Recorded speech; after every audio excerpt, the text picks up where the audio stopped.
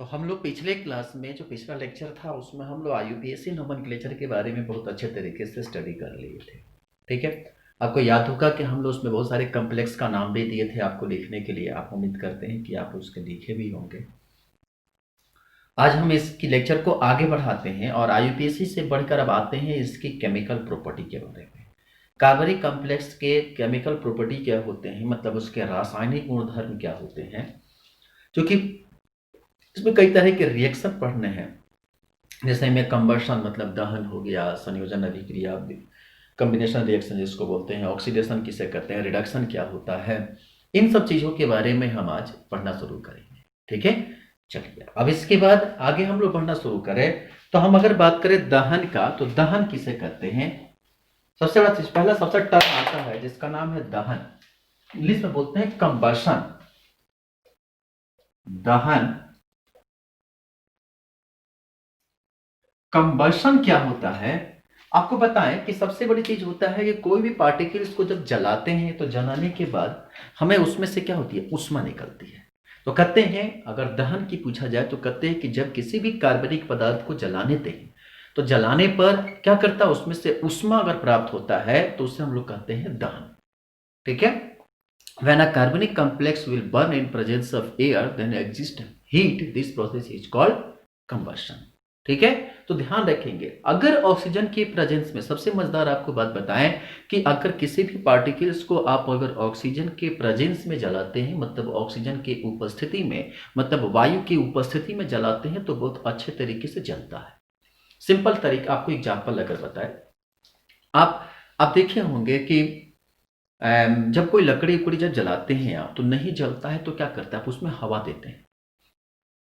ठीक है, आप जब आप मान लीजिए कि जितने भी ये विश्वकर्मा जी लोग होते हैं, जो लोग क्या करते हैं, ये जो लोहे को पिघलाने का काम करते हैं, लोहे से विभिन्न तरह के इंस्ट्रूमेंट बनाने का काम करते हैं, आप इनको भी देखेंगे तो वो क्या करते हैं, पहले के ज़माने में ऐसे खींचने वाला रहता था बड़ा सा पीछे। मैंने पहले के जो समय में हुआ करता था, जो जब हम लोग छोटे थे तो वहाँ पर होता था क्या कि यहाँ पर एक छोटा सा पाइप लगा, ऐसे एक मशीन होता था, यहाँ पर ये छोटा सा पाइप लगा रहता था और यहाँ पे जो होता था इतना बड़ा सा एक फाइबर का, मतलब लेदर का बना हुआ रहता था। ठीक है, और यहाँ पे एक कील लगी रहती थी, उस कील का कनेक्शन यहाँ पर एक बम्बू लगा रहता था, इस कील को इस बम्बू से अटैच किया जाता था। ठीक है, और यहाँ पे क्या होता था कि एक व्यक्ति जो थे वो यहाँ पे बैठे रहते थे, मतलब अब बैठ के इसको पकड़ क्या करते थे, खींचते ऊपर नीचे करते रहते थे, जिसके चलते ये क्या करता था, दबता था, उठता था। जहां से ये हवा निकलता था यहाँ पर भट्ठी लगी रहती थी और यहाँ पे लोहा रखा जाता था और इसे हिला चलाते थे तो इसमें से हवा निकलता था, जितना हवा निकलता था वो यहाँ से गर्म होता था। ये पहले के समय में हुआ करता था। अब के समय में क्या होता है कि लोग या तो, अभी आज के समय में जो है इतना बड़ा एक इंस्ट्रूमेंट लगा देते हैं, यहाँ पे जो है एक ट्यूब लगी रहती है, इसमें जो होते हैं वो पंखे लगे रहते हैं और यहाँ पर एक व्यक्ति, एक डंठल होता है जिसको लोग क्या करते हैं, इसको ऐसे रोटेट करते हैं तो उसमें से हवा निकलता है।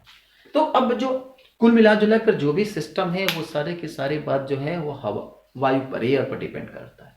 तो मतलब कि जितना भी चीज है आप ऑक्सीजन के प्रेजेंस में अगर आप उसको जलाते हो तो वो काफी अच्छे तरीके से जलेगा। आपको बताएं, लकड़ी जब आप जलाते हो अगर नहीं जलता तो आप उसे मुंह से फूकते हो, फूकते हो ना, ताकि वो जले। क्यों फूकते हो, क्योंकि आप वहां पर ऑक्सीजन दे रहे हो उसको, ताकि वो आप अपने तरफ से वायु दे रहे हो। अब ये वायु जरूरी नहीं होता है कि जब, इसलिए कहते हैं हम लोग खुले आसमान में, आप जब देखना लकड़ी को जब जलाते हो तो जलाने के बाद कई तरह की फ्लेम मिलता है। आप देखना कई तरह की फ्लेम मिलता है, आप स्टोव को जलाते हो या गैस को जलाते हो तो ब्लू कलर का फ्लेम मिलता है। ठीक है, लेकिन वहीं जब आप लकड़ी को जलाते हो तो उसमें से क्या होता है, ये येलो कलर का फ्लेम आता है। ठीक है, जब देखना ये येलो कलर का फ्लेम आता है। कभी आप डेथ बॉडी को जलते हुए देखना, आप बड़े हो गए हो, आप कभी गए हो गया स्मशान घाट यहाँ पे, तो वहां पे जब जाओगे ना तो वहां जब बॉडी जलती है तो देखना उसमें दो तरह की फ्लेम निकलता है। एक फ्लेम ऐसा होता है जो येलोइस कलर का होता है और ये फ्लेम जो होता है वो डार्क, मतलब कि राइट रेड कलर का फ्लेम होता है, जो मतलब वो डार्कनेस उसके पास ज्यादा होती है।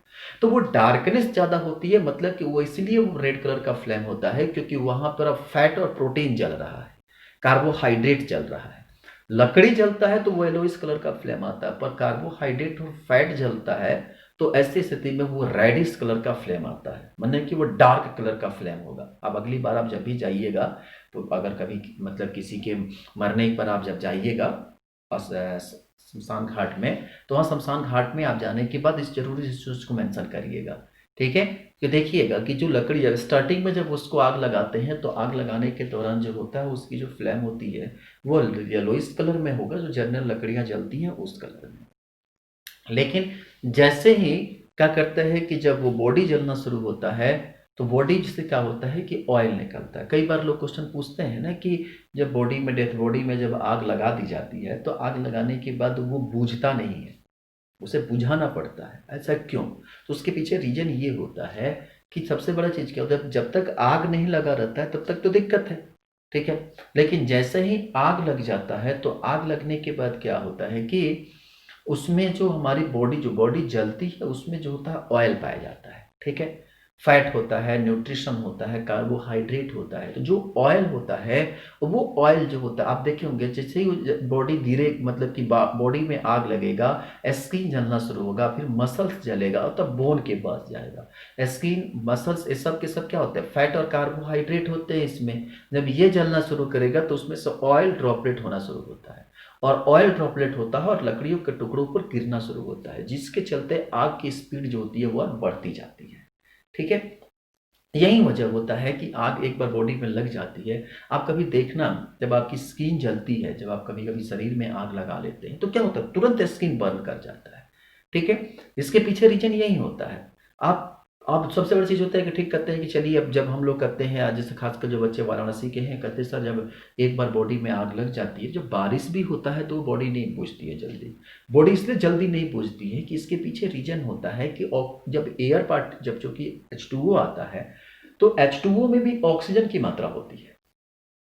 इसलिए कहा जाता है कि जब आग लगती है तो वहां पर हाई प्रेशर के साथ पानी दी जाती है, छिड़काव नहीं की जाती है। पानी की छिड़काव करने पर वह आग जो है बढ़ता है।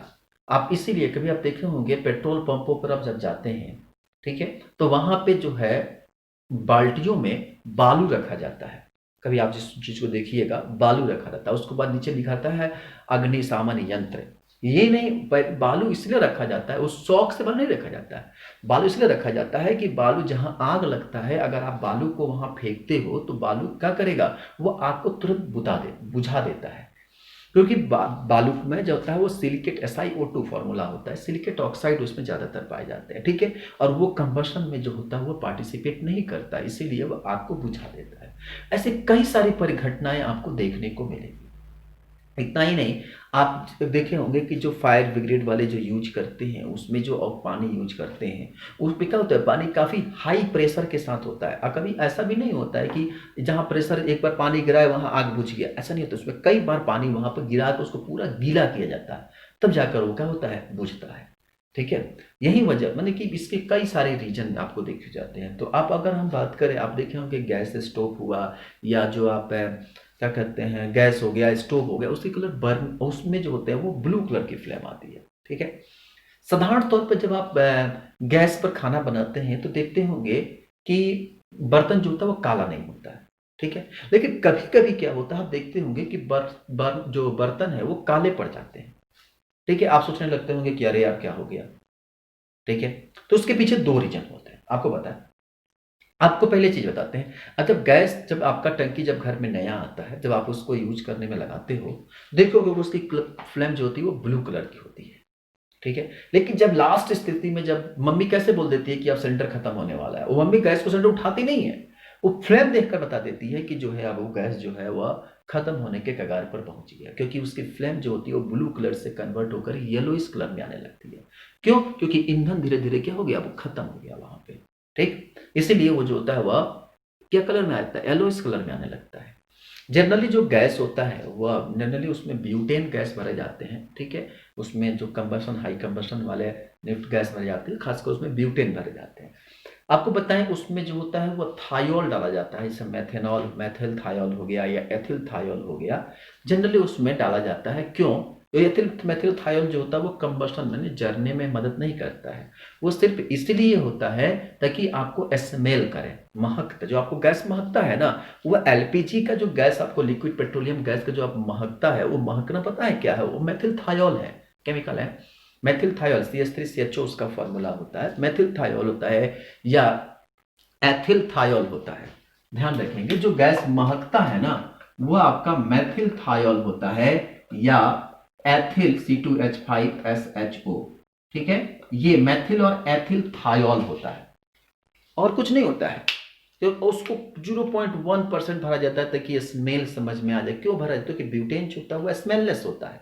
जो उसमें गैस भरी जाती है ब्यूटेन जलाने के लिए एलपीजी में, वो स्मेललेस होता है, महकता नहीं है। ठीक है, लेकिन अब चूंकि मान लो कि स्मेललेस अगर हम एलपीजी में मैंने भर दे गैस, अब गलती से कभी क्या किया, सिलेंडर लीकेज कर गया, पाइप कहीं से कट गया, सिलेंडर लीकेज कर गया, अब हमें तो स्मेल तो मिल नहीं रहा, हम तो जाएंगे आराम से गैस जलाएंगे, पता का शरीर में पूरा आग पकड़ लेगा। इसीलिए जो होता है कि ताकि आग से इंसान बच जाए, पता चल जाए कि हाँ गैस लीकेज है, तो उसमें क्या की जाती है कि मेथिल थायोल या एथिल थायोल डाल दी जाती है, जिसके चलते हुए स्मेल से पता चल जाएगा कि हाँ गैस इसकी क्या है, लीकेज है।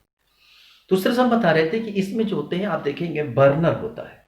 आपको पता है बर्नर क्यों लगा रहता है? आप कभी देखना, अब मतलब कि आप कभी इस चीज को देखिएगा, क्या कहते हैं, कभी आप जो गैस चूल्हा होता है ना, गैस चूल्हे को आप कभी गौर से देखिएगा। ठीक है, या आप स्टोव जो पहले के ज़माने में, अभी भी स्टोव यूज करते होंगे, आप दोनों चीज़ को बड़े ध्यान से देखिएगा। ठीक है, क्योंकि आप हाई स्कूल के हैं, उतना आपके पास सोचने की क्षमता नहीं होती है, फिर भी आपको थोड़ा सा हम आपको हिंट देते हैं, समझाते हैं। आप कभी गैस चूल्हे को देखना, तो गैस चूल्हा जो होता है उसमें जो एक ऐसे गोल सा लगा रहता है। ठीक है, ऐसे एक गोल सा होता है, ये तरफ तरफ पिन से कसी हुई रहती है और यहाँ पर एक ऐसा होल होता है, आप देखे होंगे। आप देखना इस पे जो होता है ये ऐसे खाली रहता है। ठीक है, खाली रहता है और इसके ऊपर जो है एक कवर लगी रहती है, इसके ऊपर एक ऐसे कवर लगी रहती है जिसमें छोटे छोटे छेद होते हैं। इसको आप लोग हाथ से आसानी से निकाल लेते हो। ठीक है, इसे आप जो है हाथ से आसानी से निकाल लेते हो, जो छेद लगे रहते हैं। ठीक है, अब आप अगर गौर से देखो, जैसे चूंकि हम जो है अपने इंडिया में जो गैस सिलेंडर होते हैं, जो चूल्हे होते हैं अलग होते हैं, चूंकि हम चाइना में हैं और चीन में जो सिलेंडर का जो हम लोग को मिला है, देखो इस तरह का है, दिख रहा है। आप अगर इसको गौर से देखो तो आप इसको देखोगे तो इसमें छोटे छोटे जो होते हैं वो छेद बने होते हैं। ठीक है, हर जगह इसमें छोटे छोटे छेद होते हैं। अब इसके पीछे क्या होता है, इसको छेद क्यों रखी जाती है आपको पता है? ताकि अब चूंकि ये सिस्टम ऐसे जाके उसमें पैक होता है। ठीक है, और ये जो है यहाँ पर आकर ये पैक होता है। अब आपको बताएं, जब ये पैक होता है तो जो नीचे वाला होता है ना, ये नीचे से भी जो होता है वो खाली रहता है, ब्लैंक रहता है। नहीं उसको अब उसको तुम खोल के नहीं ला सकते हैं, क्योंकि वो पैक रहता है, कवर्ड होता है। आप देखना वो नीचे से जो होता है वो खाली रहता है, और जब इसको आप रखते हो तो मतलब नीचे से एयर आसानी से क्या कर सकता है, ऊपर आ सकता है। आपको एक चीज जानकर और हैरानी होगी कि यहाँ पर जो होता है, जो गैस का निडल आकर यहाँ पर खुलता है, जो यहाँ पर आप बड़ा सा सिलेंडर होता माने कि चूल्हा होता है। ठीक है, अगर आपको हम ऐसे समझाएं तो ये आपका जो है गैस चूल्हा है, और इस चूल्हे में यहाँ पे जो होता है ये ऐसे आकर कनेक्शन जुड़ा रहता है, यहाँ पर आपका खोलने बंद करने वाला होता है। ठीक है, यहाँ पर आपका अटैचमेंट होता है और यहाँ पे जो है ये आपके होल पाए जाते हैं। ठीक है, बड़े बड़े छोटे छोटे छोटे छोटे होल होते हैं। आपको पता है कि यहाँ पे आप देखना कि यहाँ पे एक छोटा सा होल होता है, तो आप कहोगे ना कि सर यहाँ पे गैस जब निकलता है तो गैस नीचे क्यों नहीं चला जाता है? गैस को नीचे चला जाना चाहिए, क्योंकि यहाँ पे जो होल होता है गैस नीचे चला जाना चाहिए। ये यहाँ पर गैस कैसे पहुंच जाता है? इसके पीछे रीजन होता है, पता है क्या? क्योंकि यहाँ पे जब गैस को जब आप आग लगाते हो, जब चलता है तो गैस जो होता है वो जनरली स्ट्रेट मोशन मूव करता है। ठीक है, मूवमेंट तो इसकी जो हर दिशा में होती है, ऐसा नहीं कर सकते कि स्टैटिक होती है, हर दिशा में इसकी मूवमेंट होती है। पर जब एक गैस यहां से चलता है ना, तो यहां पे जब आग लगा देते हैं तो यहां पर इसको हीट मिलना शुरू हो जाता है, इसलिए जो होता है वो सीधा भागता है। क्योंकि कोई पार्टिकल जो होता है हमेशा सीधा भागने के मतलब कि ये मल्टी डायरेक्शन में भागने की कोशिश करता है। कब तक इसकी पार्टिकल्स का डायरेक्शन चेंज नहीं होगा जब तक यहाँ पर कुछ ऐसा चीज ना हो जो टकराए, टकरा के फिर चेंज हो। तो यहाँ जो गैस मिलता है ना, वो यहाँ पे चूंकि लीकेज तो होता है, पर यहाँ पे स्ट्रेट भागता है वो, और एयर यहाँ से आता है, और एयर पार्टिकल्स भी इसको यहाँ पर सपोर्ट करता है भगाने में। ठीक है। और आपको बताएं, यहाँ पे जो लीकेज होता है नीचे से जो है एयर पार्टिकल्स इसको सपोर्ट करते हैं, और एयर पार्टिकल जितना अधिक मिलेगा उतना अच्छा ब्लू कलर का फ्लेम मिलेगा। अगर आपका बर्तन काला पड़ रहा है, आप लगातार खाना बना रहे हो और आपके बर्तन अगर काले पड़ रहे हैं, तो समझ लो कि जो ये होल है ना, उसमें कहीं ना कहीं जाम आ गया, ब्लॉकेज आ गया है। तो उसको आप क्या करो, खोलो, उसको अच्छे तरीके से साफ करो, और साफ करोगे, झाड़ोगे उसको अच्छे तरीके से, क्योंकि उसमें जंग लग जाते हैं। कैसे जंग लग जाते हैं? क्योंकि ये लोहे का बना होता है। ठीक है, लोहा होता है इस पे, ये चीनी मिट्टी और लोहा, मतलब कि इसमें आज का अधिक मात्रा में आयरन होता है। जब इसको आप जब बार बार आप जलाओगे और वो खाना जब बनाते तो उसमें से पानी गिरता ही है, बूंद बूंद। दाल बनाए तो दाल सीटी दिया तो पानी कुछ बाहर नहीं चला गया। तो इस तरह से क्या होता है कि उसमें से बहुत सारी चीज, जो पानी गिरता है तो उसमें वो रिएक्शन कर जाता है, जिसके चलते वो रस्टिंग, जंग लग जाता है। तो वो होल क्या करता है, बंद हो जाता है, छेद जो होता है वो बंद हो जाता है। इसीलिए ये जो होते हैं ब्लू कलर के बदले जो फ्लेम आते हैं उसमें से क्या होता है, ऑक्सीजन, जो ब्यूटेन आ तो रहा है, नीचे सप्लाई तो सही आ रहा है, पर वो पूरा जल नहीं पा रहा है, और जल नहीं पाने के चलते क्या हो रहा है, वो धुआं में कन्वर्ट हो जाए, जिसके चलते आपका बर्तन जो होता है वो काला पड़ जाता है। इसीलिए इसमें दो चीज का नुकसान है। पहला चीज तो आपका बर्तन काला हो रहा है, और दूसरा चीज ये होता है कि जो क्या कहते हैं, बर्तन तो काला हो ही रहा है, और दूसरा जो होता है गैस का नुकसान भी ज्यादा होता है। इसलिए जब भी अगर आपके घर में देखें कि गैस जो है या स्टोव जलाने पर बर्तन काले पड़ जा रहे हैं, तो आप तुरंत उस गैस को, स्टोव को खोलिए। ठीक है, जो बर्नर है उसको खोल के अच्छे से साफ करिए, और साफ करके जब आप यूज करेंगे तो आपका पूरा का पूरा जो होगा वह खुद से दिखाई देने लगेगा, माने कि बर्तन काला होना बंद हो जाएगा और गैस भी बचेगा। ठीक है, इस तरह से बहुत सारी परिघटनाएं आपको देखने को मिलेगा कि किस तरह से हम लोग क्या करते हैं, एनर्जी हम लोग प्रोड्यूस कराते हैं। ठीक है, तो इस जो दहन का कहानी क्या है, तो कहते हैं कि ऐसे रिएक्शन जिसमें क्या होता है कि अभिक्रिया करने के बाद क्या निकले, उष्मा निकले, तो यह प्रक्रिया जो होती है वो दहन कहलाती है।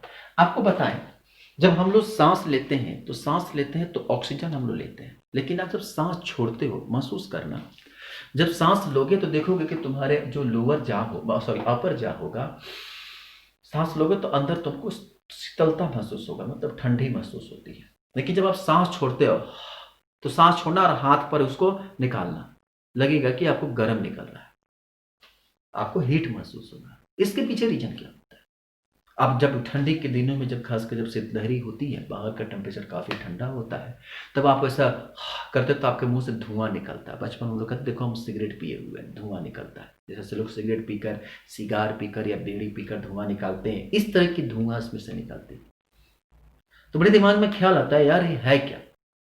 आपको बताएं, ये भी जो है एक तरह का हीट का है, मतलब कि जब हम ऑक्सीजन लेते हैं ना अपने बॉडी के अंदर, जब हम लोग क्या करते हैं कि जब हम लोग ऑक्सीजन लेते हैं तो हमारे बॉडी में जो होता है ग्लूकोज होता है, जो C6H12O6, ये जो है वह ग्लूकोज होता है, कार्बोहाइड्रेट। जो ग्लूकोज है, ये ग्लूकोज क्या करता है, जब ऑक्सीजन हमारे बॉडी में जब जाता है ना, जैसे ही ऑक्सीजन हमारे बॉडी में जाता है, तो ये क्या करता है, इसको तोड़ना शुरू करता है, और तोड़ता है CO2 और H2O में।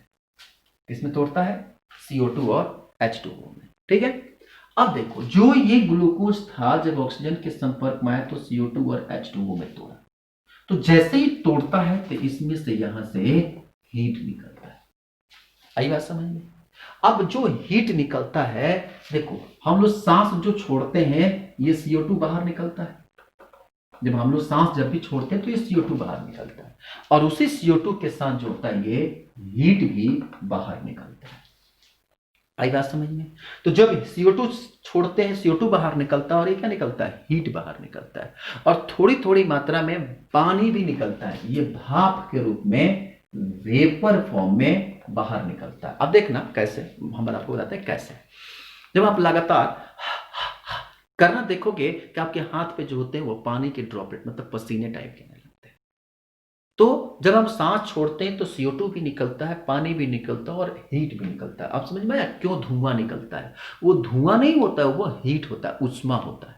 जब आप देखना, जब ऐसे बोलोगे ना, देखना तुमको पूरी, आप जब वीडियो देखना, देखते समय आप ऐसा महसूस करना, आप 4-5 बार 6 बार करोगे, देखोगे कि यहाँ पे जो होगा थोड़ा सा आपको गर्म तो महसूस होगा ही, और कुछ देर के बाद वहाँ पर मॉइस्चर मतलब पानी जैसा महसूस होने लगता है। इसके पीछे रीजन यही होता है, ठीक है। तो इस तरह से कोई भी रिएक्शन है जो कि क्या करता है, वह हीट देता है। जैसे मैं अगर आपको एग्जांपल दें, हमने जब पढ़ाया था आपको एक समय में मार्स गैस जब पढ़ा रहे थे, CH4 जिसको हम लोग कहते हैं, जिसको आगे चलकर हम लोग मार्स गैस या इसी को हम लोग कंप्रेस्ड नेचुरल गैस बोलते हैं, नेचुरल CNG बोलते हैं, ठीक है। जब आप देखोगे ये CNG जो होता है, जब ये ऑक्सीजन के संपर्क में आता है तो CO2 और H2O देता है, और यहां से भी काफी मात्रा में हीट देता है। इसी का यूज जो होता है आजकल गाड़ियों में यूज की जाती है, कि क्या होता है, जब ऑक्सीजन जो कि संपर्क में आएगा तो क्या होगा, यहां से CO2 और H2O मिलना शुरू होगा, हीट होगा। हीट होगा तो धुआं के रूप में क्या निकलेगा, CO2, और पानी नीचे जमीन पर गिरता जाएगा। दोनों फायदा है, CO2 निकलेगा तो क्या होगा, CO2 निकलेगा तो एटमॉस्फेयर में प्लांट जो है उसका यूज करके अपना खाना बना लेगा, क्योंकि पता है ना कि प्लांट जो होता है वह कार्बन डाइऑक्साइड और H2O के साथ मिलकर C6H12O6 और O2 बनाता है, ठीक है। ये C6H12O6 जो है वो अपना खाना बना लेता है, खाने के रूप में यूज करता है, और ऑक्सीजन को क्या करता है, वो बॉडी से बाहर निकाल देता है। इसी को हम जो लोग जो होते हैं वह सांस के रूप में यूज करते हैं। पूरे जीव जंतु जो होते हैं, तो प्लांट बहुत इंपॉर्टेंट होता है। इसलिए आप अपने जन्मदिन पर आज हमारी वीडियो देखने के बाद, ठीक है, आप एक चीज को प्रॉमिस करेंगे अपने आप से कि हम हमेशा अपने जन्मदिन पर एक प्लांट जरूर लगाएंगे, ठीक है। अपने बर्थडे पर आप एक प्लांट जरूर लगाइएगा, ठीक है। अगर आप शहर में हैं तो फिर कहोगे सर शहर में है कैसे प्लांट लगाएंगे, गांव में है तुम तो प्लांट लगा देंगे, पर शहर में कैसे प्लांट लगाएंगे, तो उसकी भी तरीका है, ठीक है। उससे आपको 2-3 चीज का बेनिफिट होगा, हम आपको बताते हैं कैसे करना है, ठीक है। आपके घर पे अपना, क्योंकि चाइना तो है नहीं कि चाइना में लोग जो होते हैं घर नहीं खरीदते हैं, यहाँ पे लोग फ्लैट लेते हैं। जैसे अपने शहर में फ्लैट लेते हैं ना, उस तरह से यहाँ पर भी लोग फ्लैट खरीदते हैं। पर्सनल घर बहुत कम लोगों का होता है, ठीक। तो आप एक और तरीका कर सकते, अपने घर पे छत पर क्या करिएगा कि बड़े बड़े से जो है कंटेनर बना लीजिए। आपके घर में तेल का डब्बा आता है, या जो हम लोग के यहाँ डालडा का डब्बा आता है, तेल का बड़े बड़े डब्बे आते हैं, उसको आप काट लीजिए और काट के उसमें मिट्टी भर दीजिए, ठीक है। मिट्टी तो मिल जाएगा, मिट्टी भर के उसमें प्लांट लगाइए। अगर आप थोड़ा सा अच्छे फैमिली से हैं तो आप अपने घर पर छत पर क्या करिए कि छोटे छोटे ईंट से खंडा बनवा दीजिए, और उसमें क्या करिए, प्लांटेशन करिए। उससे आपको 2-3 चीज का फायदा होगा। आप उसमें मिर्ची लगाइए, धनिया लगाइए, आपको जो प्लांट लगाना है, यहां तक कि आप बड़े बड़े प्लांट मतलब कद्दू हो गया, करेला हो गया, आप ये सब चीज भी लगा सकते हो उसमें। तो आपकी सब्जी का सब्जी हो जाएगा, और एटमॉस्फेयर का एटमॉस्फेयर मेंटेन हो जाएगा, आपका एटमॉस्फेरिक टेम्परेचर भी मेंटेन रहेंगे, कोई दिक्कत नहीं होगा। तो हम उम्मीद करते हैं कि जिस तरह से आप फ्लावर लगाते हैं अपने घरों पे, उस तरह से आप इस तरह की प्लांट भी लगाएंगे। और आज आप हमसे प्रॉमिस करेंगे कि अगर आप गांव से बिलोंग करते हैं, अगर आपके पास ज़मीन है, तो आप अपने जन्मदिन पर हर साल एक प्लांट जरूर लगाएंगे। हमने भी इस चीज़ को करते थे जितने दिन तक हम रहे अपने गाँव में, मतलब घर पे, तो हर साल हम एक प्लांट जरूर लगाते थे, ठीक है। उस तरह से हम जब यहाँ पर आ गए तो तुम नहीं लगा पाते हैं, लेकिन हम फिर से जब वापस इंडिया आएंगे तो हम इस काम को जरूर करेंगे। और हमारा एक सपना है कि हम एक अच्छे तरीके से, बड़े अच्छे तरीके से हम एटमॉस्फेयर को सपोर्ट करें। हमारे साथ साथ आप भी इस चीज को कर सकते हैं, ठीक है। तो ये चीज होती है जिसको हम लोग कहते हैं दहन। तो दहन एक ऐसी अभिक्रिया होती है जिसको जलाने के बाद क्या करते हैं, उष्मा निकलता है, तो इसे हम लोग कहते हैं क्या चीज, दहन, ठीक। अब देखो, कहते हैं कि आप जब भी आप देखेंगे जो जलता है, तो जलने के बाद इसमें से कई सारे गैस निकलते हैं, सल्फर गैस निकलता है, नाइट्रोजन गैस निकलता है। तो ये जो गैस होते हैं ये एटमॉस्फेयर के लिए काफी नुकसानदायक होते हैं। आपको बताएं, जो आप पेट्रोलियम पदार्थ होंगे ना, गैस, ये पेट्रोल डीजल, सोचते हो कहाँ से आता है, कैसे आता है?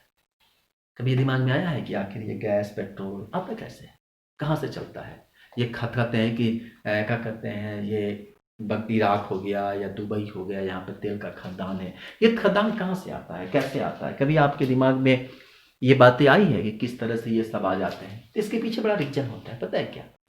जैसे आप देखे होंगे भूकंप आता है, भूकंप आया, बाढ़ आया, तो जब भूकंप आता है तो उसमें क्या होते हैं कि धरती फटती है, जमीन दरार पड़ता है, और दरार पड़ता है तो उसमें कई सारे घर जो हैं अंदर चले जाते हैं, जीव जंतु चले जाते हैं, करोड़ों पेड़ पौधे अंदर दब जाते हैं, जहां पर बड़ी सी जब तबाही आती है, ठीक है।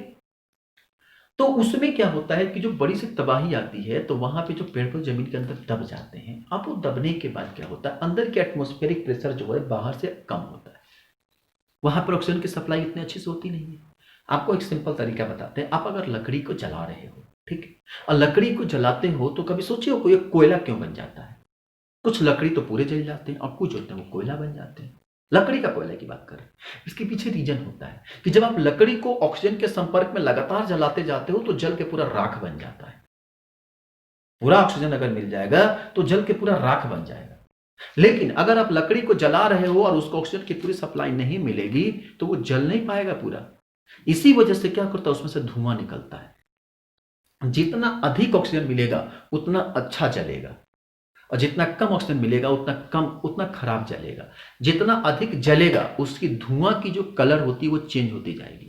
काफी अच्छा जलेगा तो वो ब्लैकिश धुआं आएगा, और कम जलेगा वो व्हाइटिश धुआं आता है। ब्लैकिश धुआं निकलेगा वो कार्बन डाइऑक्साइड है, और जो व्हाइटिश धुआं होता है वो कार्बन मोनोऑक्साइड है।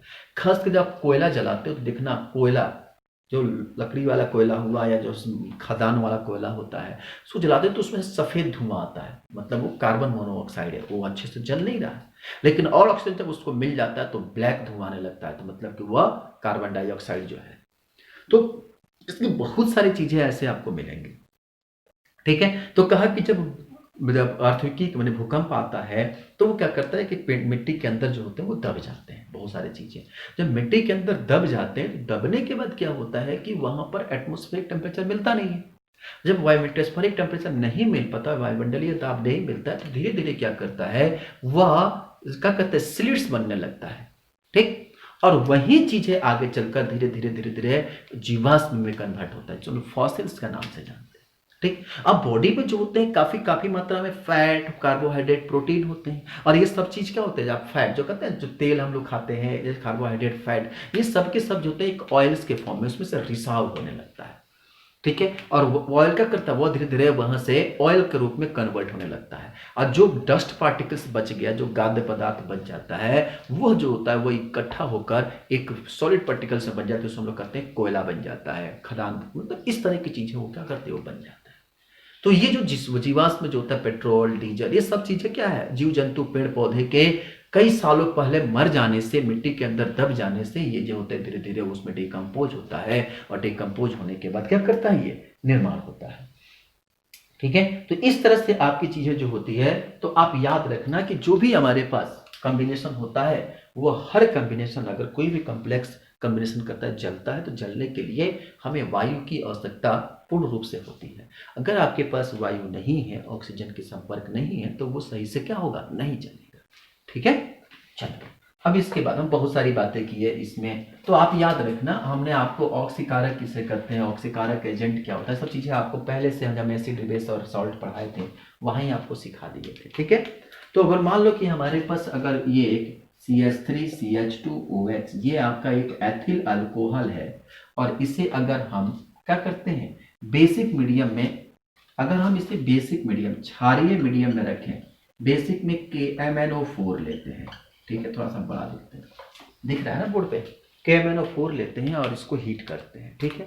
तब भी क्या करता है ये, जब KMnO4 के साथ जब इसको हम लोग हीट देते हैं, उष्मा देते हैं, ठीक है, या एसिडिक मीडियम में, अम्लीय मीडियम में, एसिडिक में अगर मान लीजिए हम K2Cr2O7, और तब इसको अगर हम हीट देते हैं तो ये एथिल अल्कोहल क्या करता है, ब्रेक करता है, और ये बनता है CH3COOH, ठीक है। मतलब कि ये जो था एथिल अल्कोहल, ये कन्वर्ट होता है किसमें, एसिटिक एसिड में, इसको हम लोग कहते हैं, दूसरा नाम इसका होता है एथेनोइक एसिड, ठीक है। ये इसका कॉमन नेम है और ये इसका IUPAC नेम है। कैसे बनता है, क्योंकि जब भी जलेगा तो इसमें से क्या निकलेगा, ऑक्सीजन निकलेगा, और ऑक्सीजन आकर जलाता है। कैसे, देखो ये है आपका स्ट्रक्चर CH3 का,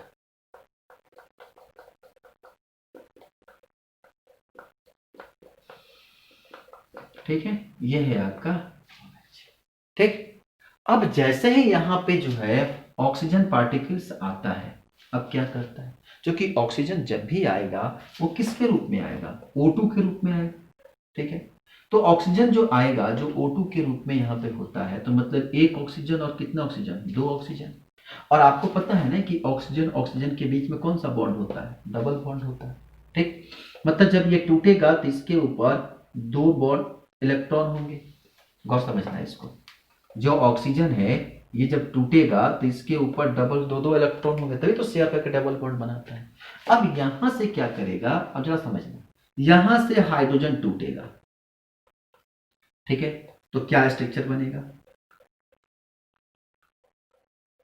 अब यहां पर इलेक्ट्रॉन बच गया।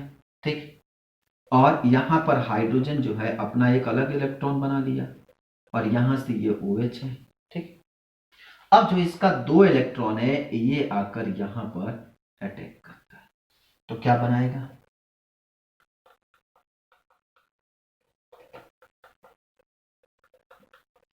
यहां पर जो था, जो दो इलेक्ट्रॉन मिला, ये ऑक्सीजन डबल बॉन्ड बना लेता है। कैसे, एक इलेक्ट्रॉन, अगर इस इलेक्ट्रॉन को यहां शिफ्ट कर दोगे तो दो इलेक्ट्रॉन हो गया कि नहीं, ये जैसे दो मिलकर डबल बॉन्ड बनाया, ऐसे दोनों मिलकर एक डबल बॉन्ड बना लेता है, और ये आपका एक OH पहले से पड़ा हुआ है। अब जो हाइड्रोजन बच गया ये इसके साथ मिल जाता है, तो कैसे बनाता है ये ऑक्सीजन है, एक तरफ हाइड्रोजन एक तरफ हाइड्रोजन, ये क्या बना लेता है, H2। समझ में आया, तो ये है रिएक्शन, कैसे एसिटिक एसिड का फॉर्मेशन होता है, यह मैकेनिज्म होता है। इसको हम लोग कहते हैं मैकेनिज्म, मतलब क्रियाविधि। जब आप आगे पढ़ोगे ना तो सारे रिएक्शन जो है कैसे बनते हैं उसके सारे अपने अपने मैकेनिज्म होते हैं, इसी मैकेनिज्म के थ्रू ये बनता है। तो अब जरा देखो यहां पे क्या हुआ कि ऑक्सीजन जो है यहां पर ऐड हुआ, गौर समझना, यहां पर एक ऑक्सीजन था और यहां पर कितने ऑक्सीजन हो गया, दो ऑक्सीजन हो गया। तो यहां से जब यहां तक गया तो यहां पर ऑक्सीजन क्या हुआ, ऑक्सीजन का एडिशन हुआ, और जब ऑक्सीजन का एडिशन होता है तो कहलाता है ऑक्सीडेशन। आई बात समझ में, क्या कहलाता है, ऑक्सीडेशन। और कौन देता है, ये KMnO4 जो है ये यहां पर हेल्प किया यहां ऑक्सीजन को देने का। तो जो ऑक्सीजन देता है वह कहलाता है क्या कहलाता है, जो यहां पर हुआ क्या, ऑक्सीडेशन। और जब ऑक्सीडेशन होता है तो ऑक्सीजन का ऐड होता है, और वही ऑक्सीजन अगर निकलता तो क्या कहलाता है, रिडक्शन। आई बात समझ में। तो जहां पे कुछ ऐसे पदार्थ होते हैं, ऐसे कुछ ऐसे पदार्थ जो अन्य पदार्थों को ऑक्सीजन देने की क्षमता रखते हैं, तो वो कहलाते हैं ऑक्सीडाइजिंग एजेंट। ठीक है, तो क्या करते हैं आप लिख लो कुछ ऐसे पदार्थ जो अन्य पदार्थों को ऑक्सीजन देने की क्षमता रखती है, अन्य पदार्थों को ऑक्सीजन देने की क्षमता होती है, या ऐसे लिखो कुछ पदार्थ में अन्य पदार्थों को ऑक्सीजन देने की क्षमता होती है, इन पदार्थों को ऑक्सीकारक कहते हैं। सम मटेरियल्स या सम कंपाउंड्स या सम matters which have tendency to give the oxygen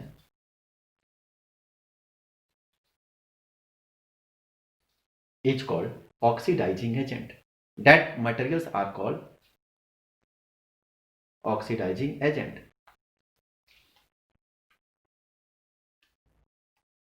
देखो, क्षारीय पोटेशियम पर मैग्नेट अथवा अम्लीय पोटेशियम डाइक्रोमेट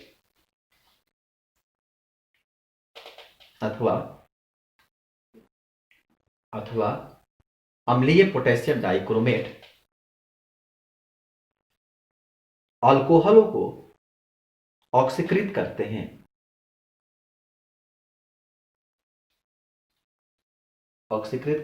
अर्थात ये आरंभिक पदार्थ में ऑक्सीजन जोड़ते हैं,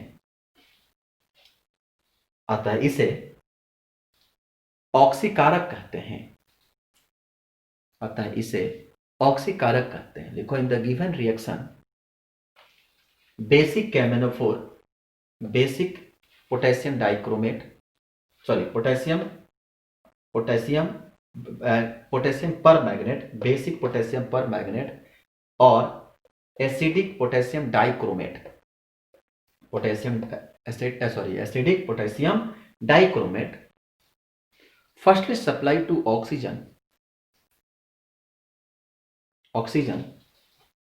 and oxidize the complex, means firstly give the oxygen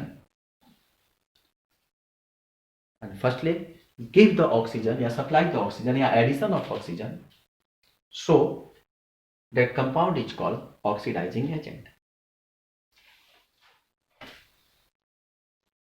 ठीक है, आप देखो तो यहां तक तो कहानी समझ में आ गई। अब इसके बाद जो होता है तो दहन अभिक्रिया आपको समझ में आ गया। अब दूसरा हेड डालो, संकलन अभिक्रिया। संकलन का मतलब होता है जुड़ना। अब जरा समझो, कहा कि जब भी हमारे पास कोई रिएक्शन जो होता है, ठीक है, हिंदी बोलते हैं एडिशन रिएक्शन, हिंदी लिख लो, अंग्रेजी में संकलन अभिक्रिया, दूसरा जो है वह आपका संकलन अभिक्रिया,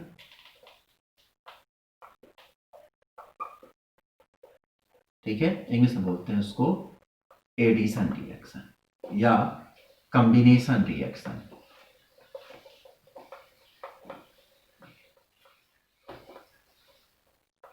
ठीक है, अब समझो, जो हमारे पास संकलन अभिक्रिया कहता है कि अगर कोई भी रिएक्शन, जब दो कंबाइंड कॉम्प्लेक्स आपस में मिलकर एक नए कॉम्प्लेक्स का निर्माण करते हैं, उसे क्या बोलते हैं हम लोग? संकलन अभिक्रिया। तो ध्यान रखेंगे, कोई भी हमारे पास रिएक्शन है, अगर उसको अगर कंबाइन कराया जाए तो क्या है? एडिशन रिएक्शन है। अब रिएक्शन कराने के लिए जो है कहीं कभी पर कैटलिस्ट का भी यूज किया जाता है, उत्प्रेरक का यूज किया जाता है। क्या क्या यूज करते हैं? कैटलिस्ट का। जैसे मैं आपको एक सिंपल तरीका बताते हैं। मान लो आज के समय में शादी विवाह का मौसम चल रहा है, तुम लोग को हम जनरल एग्जांपल ऐसे देते हैं जो तुम लोग को बड़े आसानी से समझ में। मान लो कि यहां पर एक लड़का है जिसका नाम है ए से, ठीक है, ये जो है लड़के फैमिली है, लड़के वाले का परिवार है, बॉय फैमिली है, ठीक है, और ये बी है जो गर्ल फैमिली है। ध्यान दें, सबसे मजेदार आपको बताएं, ये ना लड़का का परिवार लड़की वालों को नहीं जानता है। इसको हम लोग अरेंज मैरिज की बात कर रहे हैं, not love marriage. Love marriage में लड़का लड़की एक दूसरे को जानते रहते हैं, पर अरेंज मैरिज में लड़का लड़की एक दूसरे को नहीं जानते। ठीक, जैसे आप लोग की जो मम्मी पापा की शादी होगी वो अरेंज मैरिज हुई होगी, कोई एक्सेप्शन होगा जिनकी लव मैरिज शादी हुई होगी, तो अलग बात है। अरेंज मैरिज में क्या होता है कि लड़का और लड़की का ना तो परिवार एक दूसरे को जानता है और ना लड़का लड़की एक दूसरे को जानता है। एक बीच में व्यक्ति होता है सी, ठीक, जो इस लड़की वालों को भी जानता है और एक लड़के वाला। आपके घर में जाता है ना, आपके घर में अगर आपकी सिस्टर होगी या आपके भाई होंगे तो कहते हैं ना कि अरे कोई व्यक्ति आता है, अरे उसको देखिएगा, कोई लड़का होगा तो बताइएगा, या कोई लड़की होगा तो बताइएगा, फलाने की शादी करनी है, होता है ना ऐसा। तो जो सी होता है जो इनको भी जानता है और इनको भी जानता है, इसको आगे चलकर हम लोग मेडिएटर के नाम से जानते हैं। मेडिएटर होता है, हिंदी में इसको अगुआ बोलते हैं, नाम सुने होंगे अगुआ का, ठीक है, मेडिएटर होता है। तो ये जो क्या करता है कि इनकी बात को भी सुनता है और इनकी बात को सुनता है, और बाद में ये दोनों लोग आपस में क्या करते हैं? मिल जाते हैं, ठीक है, और मिलकर क्या बनाते हैं? ए और बी एक परिवार बन जाता है। मियां बीबी मिल गए आपस में। अब बताओ, जब ये मिल गया तो क्या इसका कोई काम है क्या? जो ये मीडिएटर होता है आगे क्या इनके घर रहने लगता है? नहीं, ये सिर्फ इन दोनों को मिलाने का काम करता है। अरे बात समझ, ये दोनों को क्या करता है? मिलाने का काम करता है। मतलब कि ये दो व्यक्ति है और दोनों व्यक्ति को आपस में जो मिला दिया, मतलब शादी विवाह में इसे अगुआ कहे। उसी तरह से अगर मान लो कि कोई एक कॉम्प्लेक्स है या एलिमेंट है, केमिस्ट्री की भाषा में, अगर जब ये किसी बी के साथ मिला और वहां पे कोई सी कैटलिस्ट आ गया, जिसको हम लोग बोलते हैं उत्प्रेरक, इंग्लिश में बोलते हैं हम लोग कैटलिस्ट, ठीक है, कैटलिस्ट होता है। ये आपस में मिलकर क्या बनाता है? एक नया प्रोडक्ट ए बी बनाता है। अब बताओ ये दोनों आपस में जुड़ गए कि नहीं, एक उत्प्रेरक की उपस्थिति में? यही तो है संकलन अभिक्रिया। समझ में आया कि जब दो कॉम्प्लेक्स, ठीक है, आपस में मिलते हैं तो क्या होता है, एक नए उत्पाद का निर्माण होता है, बोलते हैं हम एडिशन रिएक्शन। अब एक क्वेश्चन पूछो, क्या सर हर शादी में अगुआ की जरूरत होती है? ऐसा जरूरी भी नहीं है, ऐसा जरूरी नहीं है कि हर शादी में अगुआ हो। कभी कभी क्या होता है कि पता चलता है कि हाँ यहाँ पे कोई लड़का है किसी के थ्रू, और व्यक्ति नहीं भी जाता है तो लड़की के फैमिली वाले लड़के उसके घर के जाते हैं, बात विचार करते हैं, तो वहां अगुआ नहीं होता है। तो जरूरी नहीं है कि हर रिएक्शन में ये अगुआ रहे, ठीक है, पर मैक्सिमम रिएक्शन में होता है, ठीक है। मैक्सिमम शादियां जो होती है जिसमें अगुआ रहता है वो शादी जल्दी हो जाती है, जिसमें नहीं रहता वो शादी लेट से होती है। तो आप लिख लो कि जब दो या दो से अधिक रासायनिक पदार्थ आपस में मिलते हैं तो नए पदार्थ का उत्पादन होता है। इस प्रकार के अभिक्रिया को संयोजन अभिक्रिया या संकलन अभिक्रिया करते हैं। When two or more than two organic complex combine to form a new product is called addition reaction, ठीक है। आपको बताएं कि अगर मान लीजिए कि जो भी हमारे पास कोई अनसैचुरेटेड हाइड्रोकार्बन होते हैं, ठीक है, जब अनसैचुरेटेड हाइड्रोकार्बन आपस में मिलकर सैचुरेटेड हाइड्रोकार्बन का निर्माण कर लेते हैं, ध्यान रखेंगे, तो ऐसी स्थिति में हमारे लिए क्या होता है, कैटलिस्ट की आवश्यकता होती है। मतलब कि अनसैचुरेटेड कार्बन जो होता है, मतलब कि असंतृप्त जो हाइड्रोकार्बन होगा, अनसैचुरेटेड हाइड्रोकार्बन, असंतृप्त हाइड्रोकार्बन जो होगा, अगर यहां पे कोई भी कैटलिस्ट ला दो, या तो निकेल ला दो या क्या कहते हैं पोलोडियम लाते हैं, पीडी, ठीक है, तो लाते हैं तो क्या होता है, ये सैचुरेटेड में कन्वर्ट हो जाता है। मतलब जब असंतृप्त हाइड्रोकार्बन, ठीक है, जब आपस में मिलते हैं तो क्या होता है, यहां से असंतृप्त हाइड्रोकार्बन में जब हाइड्रोजन जुड़ता है, संतृप्त हाइड्रोकार्बन में क्या जुड़ता है, हाइड्रोजन जुड़ता है, तो क्या बन जाता है, सैचुरेटेड हाइड्रोकार्बन बन जाता है। कैसे आपको बताते हैं, जैसे मान लो हमारे पास एक रिएक्शन है CH3 CH double bond CH CH3, ठीक है। अब क्या होगा कि यहां पर अगर हम हाइड्रोजन को ला दें, निकल हो या पोलोडियम के प्रेजेंस में, तो क्या होगा, ये पहले यहां से जो बॉन्ड टूटेगा, अब देखो यहां पर CH3 CH डबल बॉन्ड है, तो सिंगल बॉन्ड को तोड़ दो, तो CH और ये आ गया CH3, ये हाइड्रोजन है। अब एक हाइड्रोजन जो होगा इसके साथ और एक हाइड्रोजन इसके साथ आकर जुड़ जाएगा, तो क्या बनेगा, CH3 CH2 और ये क्या बनेगा, CH3 बना कि नहीं। तो यहां पर हाइड्रोजन का ऐड हुआ कि नहीं, तो इस तरह के रिएक्शन को हम लोग कहते हैं एडिशन रिएक्शन। अब देखो ये जो था वह असंतृप्त था, ये असंतृप्त हाइड्रोकार्बन है, और ये जो बन गया वह कहलाया आपका क्या, संतृप्त हाइड्रोकार्बन। तो असंतृप्त को संतृप्त में बदलने के लिए हाइड्रोजन को जोड़ा जाता है, ठीक है, और जो जोड़ा जाएगा तो इस अभिक्रिया को हम लोग कहते हैं क्या चीज, संकलन अभिक्रिया। तो जरूरी नहीं होता है कि सिर्फ एक ही तरह के क्या हो उत्प्रेरक का उपयोग किया जाए, कई तरह के इसमें उत्प्रेरक का उपयोग की जाती है, ठीक है। कहते हुए कि जो आप विज्ञापन देखे होंगे, विज्ञापन में आपको कहा जाता है कि जो क्या कहते हैं ऑयल, जो वेजिटेबल जो ऑयल होते हैं, वनस्पति तेल जो होते हैं, वेजिटेबल ऑयल, ये काफी स्वास्थ्यवर्धक होते हैं, शरीर के लिए काफी फायदेमंद होते हैं।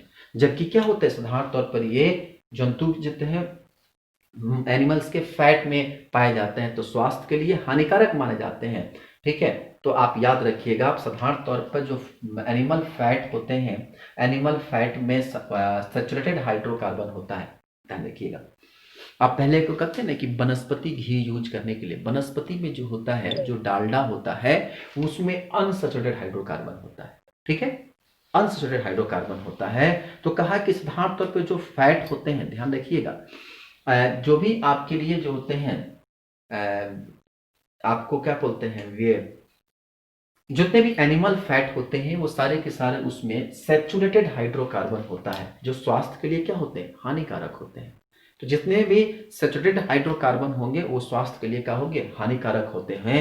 इसीलिए हमेशा वैसे आप जब आप डालडा यूज करिएगा, जब तेल उल खरीदते हैं, जो डालडा होता है ना, वो डालडा जो होता है वो सैचुरेटेड हाइड्रोकार्बन होता है, मतलब संतृप्त हाइड्रो, क्या लिखे हैं हम,